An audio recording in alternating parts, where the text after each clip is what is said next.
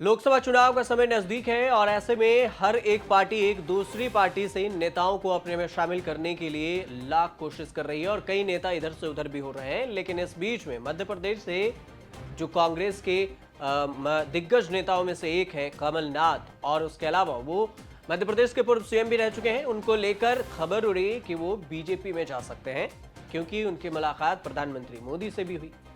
इस सब के बीच में कमलनाथ तो नहीं गए, लेकिन ये सब बातें हवा हवाई में रह गई कि कमलनाथ कांग्रेस छोड़कर जाएंगे। और इसके बीच बीजेपी ने एक बड़ा खेल कर दिया छिंदवाड़ा सीट पर।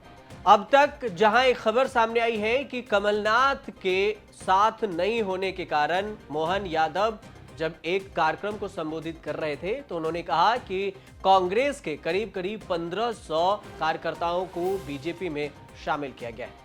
मध्य प्रदेश में कांग्रेस के किले में सेंध लगाने की भी तैयारी बीजेपी ने पूरी तरह से कर ली है। इसकी प्लानिंग पर भी काम शुरू हो गया है। छिंदवाड़ा जिले को कांग्रेस का गढ़ माना जाता है, लेकिन अब इस गढ़ में बीजेपी धीरे धीरे घुस रही है। 21 फरवरी को बीजेपी के नए नवेले सीएम मोहन यादव ने कांग्रेस के कई स्थानीय नेताओं की बीजेपी में एंट्री करवा दी। अब इस एंट्री के बाद लोगों को समझ नहीं आ रहा कि कहीं ये कमलनाथ के आने की तैयारी तो नहीं है। एक तरफ से कयासबाजी ये भी हो रही है कि हो सकता है कि पहले कमलनाथ न जाएं, उनके कार्यकर्ता पहले बीजेपी में चले गए हों और बाद में कमलनाथ भी बीजेपी में शामिल हो जाएं। मोहन यादव 21 फरवरी को छिंदवाड़ा दौरे पर पहुंचे थे, जहां उन्होंने 104 करोड़ के विकास कार्यों की सौगात दी, जनसभा को संबोधित किया और उसके बाद जन आभार यात्रा भी निकाली। और इतना ही नहीं, इस यात्रा को करते करते उन्होंने कांग्रेस के किले में सिंधमारी भी कर दी।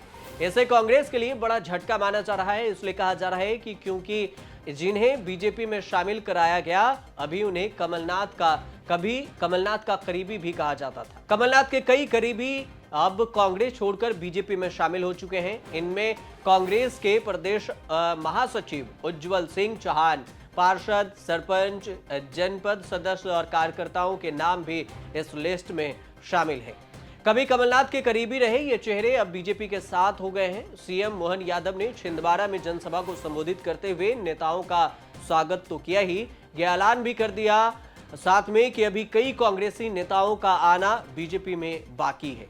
उन्होंने ये भी कहा कि अभी भी कई लोग ऐसे हैं जो थोड़ा असमंजस में है, लेकिन आने वाले दिनों में वो भी बीजेपी में शामिल हो जाएंगे।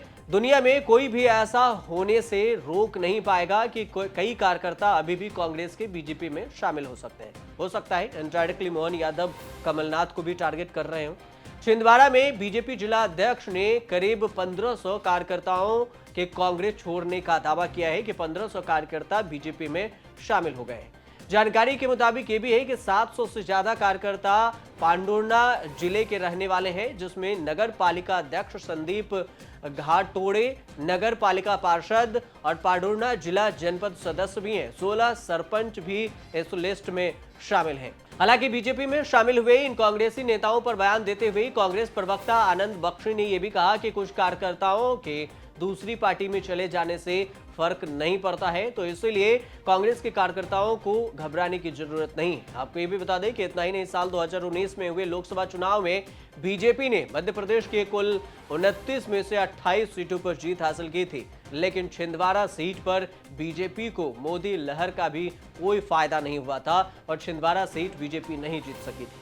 अकेले कमलनाथ ने छिंदवाड़ा में लगातार 9 बार लोकसभा चुनाव में जीत हासिल की। कमलनाथ और नाथ परिवार का गढ़ छिंदवाड़ा सीट माना जाता है। कमलनाथ 2 बार लगातार विधायक भी चुने गए हैं।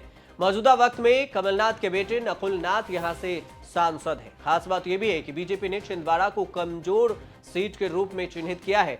हाल ही में हुए विधानसभा चुनाव में भी कांग्रेस ने 7 सीट पर कब्जा जमाते हुए जीत का परचम लहराया है। अब देखना यह होगा कि आने वाले चुनाव में बीजेपी यहां की बाजी पलट पाएगी या फिर कांग्रेस यहां पर पहले के जैसे ही अपनी जीत को बरकरार रखती है। ये तो आने वाले लोकसभा चुनाव में ही तय हो पाएगा और सब समीकरण निकल कर बाहर आएंगे। जब तक देखते रहिए आप न्यूज़ तक।